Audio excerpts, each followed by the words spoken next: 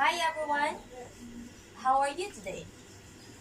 Okay, I hope you guys are feeling well today. Always remember, if we're having a trouble, just smile and think positive and to cast out all the negative vibes. Okay, so let's proceed. So remember guys, I upload a materials for our topic for today. I hope you read the materials I uploaded. Okay, so before we have our discussion, I have I'm going to review to see if you really read the materials I give. So first, I will choose student to answer the question. Okay, first question, what do you call the procedure for extending the shelf life of product? Okay, so Anna, can you please answer the question? Okay, that's right. So the answer is food preservation. Okay, so what is food preservation? No? Food preservation can be defined as the process of treating and handling food in such a way to stop off or greatly slow down spoilage and prevent foodborne illness while maintaining the nutritional value, texture, and flavor. Okay, so next question. Okay, Luke, can you please answer the second question? Okay, so the question is, why is it necessary to research food preservation? Okay, so please answer. Okay, that's right. So food preservation methods that extend shelf life of foods is the answer.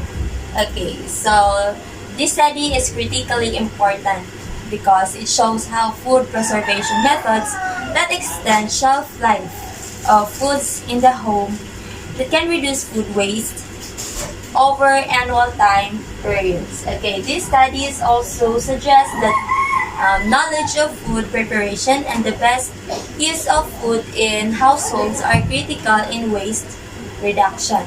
Okay, for the next question. Okay, Gob, please answer. Okay, the question is, what are the different types of contamination that can occur in food? Okay, Gob, kindly answer. That's right. Chemical, microbial, physical, and allergen. Okay, for the chemical contamination. So, chemical contamination are chemicals toxic to plants and animals and waterways.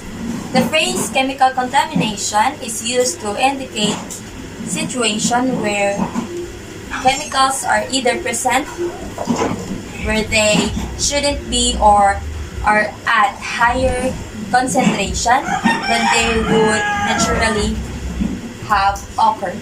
Okay, next is the microbial contamination. So microbial contamination refers to the non-intended or accidental introduction of infection material like bacteria, yeast, mold, fungi, virus, prions, protozoa, or their toxins, and byproducts. So that is the microbial contamination. Next is the physical contamination. So physical contamination happens when a food has been contaminated by a foreign object. It can occur at any stage of food delivery and preparation. So physical contamination can cause serious harm to the consumer, including broken teeth or choking. Okay, lastly is the allergenic contamination. So allergenic contamination occurs when a food that causes allergic reaction, allergic reaction comes into contact with another food. Okay, for example, if the same knife used to cut normal bread is then used to cut gluten-free bread, or if pasta is stored in a tub that used to contain peanuts, yes, that is the example of the allergenic contamination. So yes, that's all for our review, and let's proceed for our topic, which is the food preservation.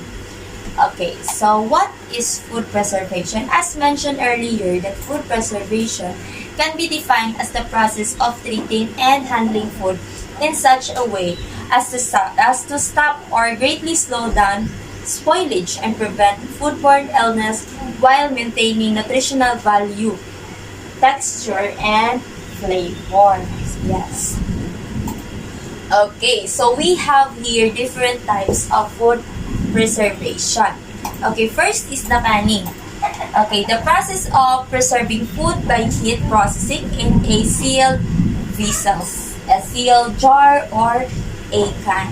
Okay, next is the chilling. Okay, chilling. The term chilling refers to the process in which the temperature of the food is reduced to a low temperature above its freezing point but below the ambient. Okay, so the third one is sugaring. Okay, so sugaring is a food preservation method similar to pickling. Sugaring is the process of desiccating a food, first dehydrating it, then packing is with pure sugar. Okay, next is we have here freezing. Yes, freezing delays spoilage and keeps food safe by preventing microorganisms from growing and slowing down the enzymes activity that causes food to spoil. Okay, last one is salting. Salting is a method of preserving food that was more common before modern refrigeration. Okay, so salting preserves food by drawing water out of the food, preventing bacteria growing and spoiling the food. Okay, so what is canning? Okay, let's go back to canning. What is canning? So canning, the process of placing food in jars or can and heating properly to a specified temperature, is a way to preserve many different foods. The high heat destroys microorganisms and inactive enzymes. Is preserve the safety and quality of the food. Okay, so the lifespan of a canned food. An open home canned food have shelf life of 1 year and should be used before 2 years. The commercially canned foods should retain their best quality until the expiration code date on the can. So this date usually 2 to 5 years from the manufacturer date. Okay, so the example. So when you cut up a cucumber and make them into pickles that you preserve in a jar to eat throughout the winter. Yes. Next is the chilling. What is chilling? Okay, so food preservation at low temperature comprises two distinct processes. Chilling and freezing. So chilling is the application of temperature in the range of 0 degrees Celsius to 8 degrees Celsius. Okay. So the importance of chilling is chilling a food product reduces the risk of bacterial growth. So that is the importance of chilling. And rapidly chilling, also known as the flash freezing or the are the cryogenic freezing. Yeah, so example is fish. Yeah, fish. Harvested fish must be immediately stored in a low temperature environment such as ice or refrigerated seawater. Okay, next is sugaring. Sugaring is a food preservation method similar to pickling. Sugaring is the process of desiccating a food by first dehydrating it, then packing it with pure sugar. So this sugar can be crystalline in the form of table or raw sugar, or it can be a high sugar density liquid such as honey, syrup, or molasses. Okay, so importance of sugaring is sugar helps preserve the color, texture, and flavor of the food. The sugar in jams and jellies helps to get to help to get to form and increases the flavor. So example is sugar has been used extensively in the preservation of fruits such as apples and pears, and in the production of a wide range of the products such as jams and jellies, fruits juice, and sweetened potato products such as condensed milk. Yes, condensed milk is also an example of sugar. Okay. Next is freezing. So what is freezing? So freezing in food processing method of preserving food by lowering the temperature to inhibit microorganism growth.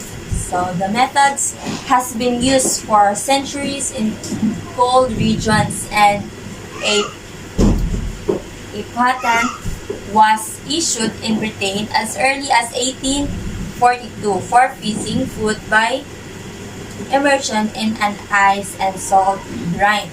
So the difference between the freezing and chilling. So food preservation at low temperature comprises two distinct processes as mentioned earlier, the chilling and the freezing.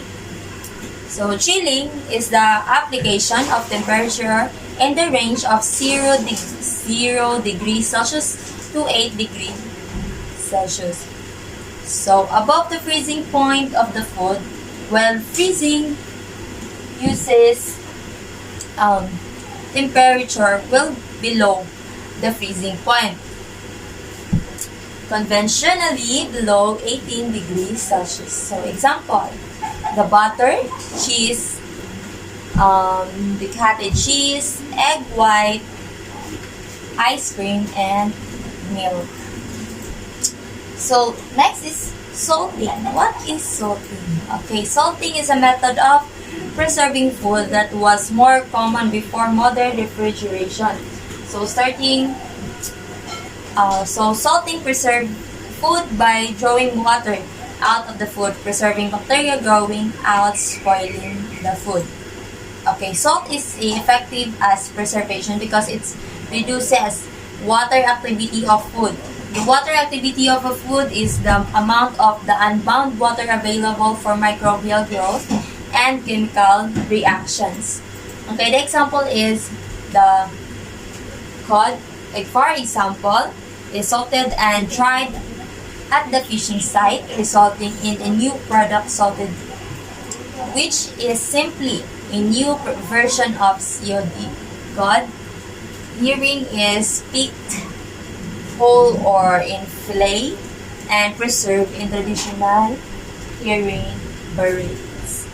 Yes, salting is the most common preservation. So freezing, chilling, and salting are the common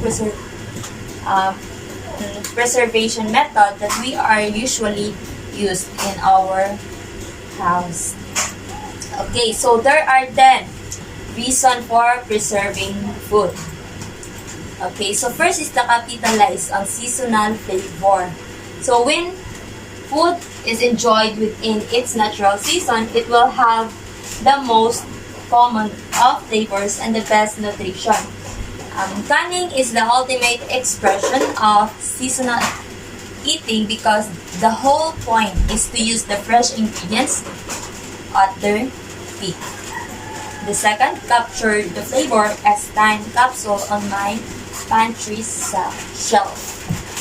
Okay, so the beauty of canning is that later, when the season is long gone, I can still enjoy the jar of wine ripened flavor even in the middle of the winter. The third reason is know what is in my food. Okay, so food to avoid GMOs and pesticides by choosing only organic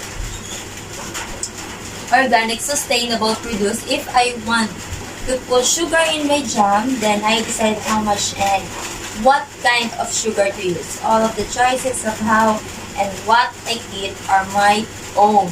Yeah, so that know what is in my food. Okay. So for the fourth, support local. Okay. So local means fresh, and because it helps my local organic farmer who are doing it right. By eating local, I am voting with my dollar to support farming practices I endorse rather than industrialized farming and cross-country shipping and of produce.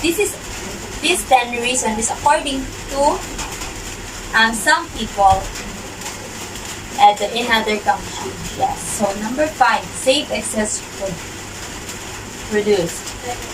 So grow in my garden or get from a friend so that food is not wasted. So every gardener gets a bumper crop or zucchini or a tree located with excess fruit. So canning gives us a way to save the produce and eliminate waste. So canning is used in this and the fifth reason. Okay, let's proceed to the number 6. The supplement my meal.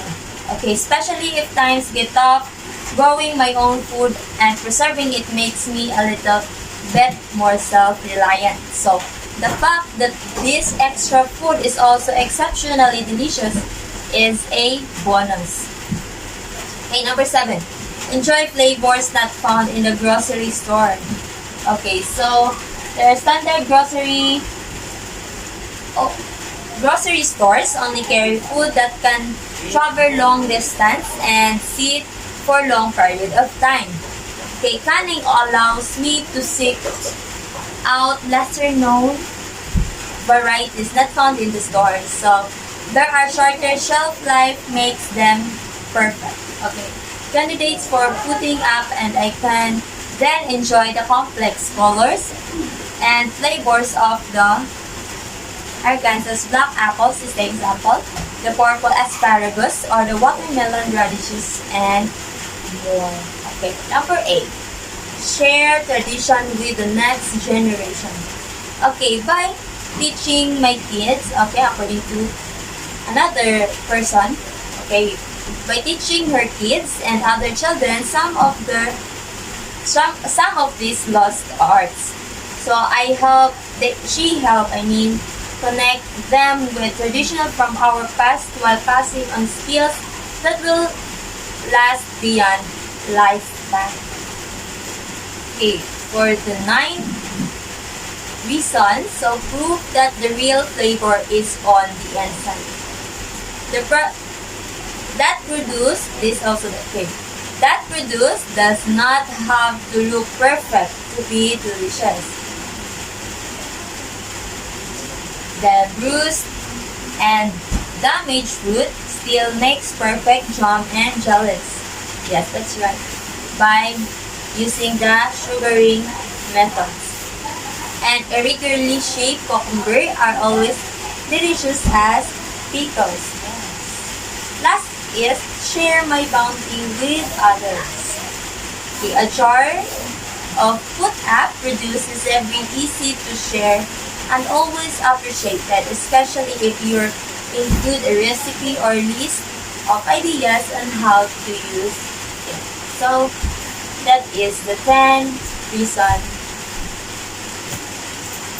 Okay, last is the importance of food preservation. Okay, so food preservation stops the growth of the microorganisms such as yeast or other microorganisms, although some methods work by presenting begin bacteria or